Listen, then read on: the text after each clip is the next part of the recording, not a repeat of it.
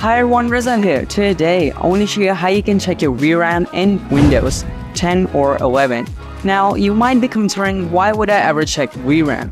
Well, it might turn out that you are about to install a software or a game, and you want to make sure that your system specifications match the system requirements of that software or game. Best of all, the three methods which I'm going to be showing you in this video works with all of the graphics cards, including NVIDIA, AMD, and Intel. Alright, let's jump right into it. For the first method, open up Runbox by pressing Windows and R. This opens up Runbox and type in DXDX. Then click on OK. A pop-up will show up in front of you.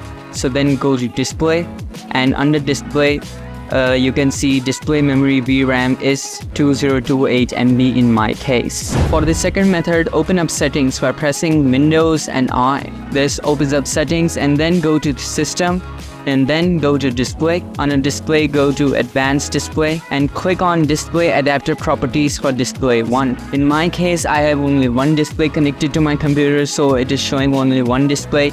So I will click on Display 1 and then go to Adapter, and under Adapter, my dedicated video memory is 2048 MB. For the second step, we will use System Information to check our VRAM. Hit Start key on the keyboard and type in System Information. Click on the best match. Once in System Information, click on Components and then go to Display, and under Display you can see Adapter RAM is 214748364 bytes. If you don't know how to convert bytes to GB, so just open up any browser on your PC and type in bytes to GB.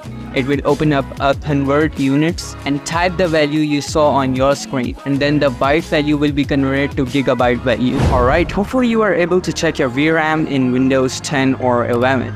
To watch more videos like this, please consider subscribing, and I will see you next time.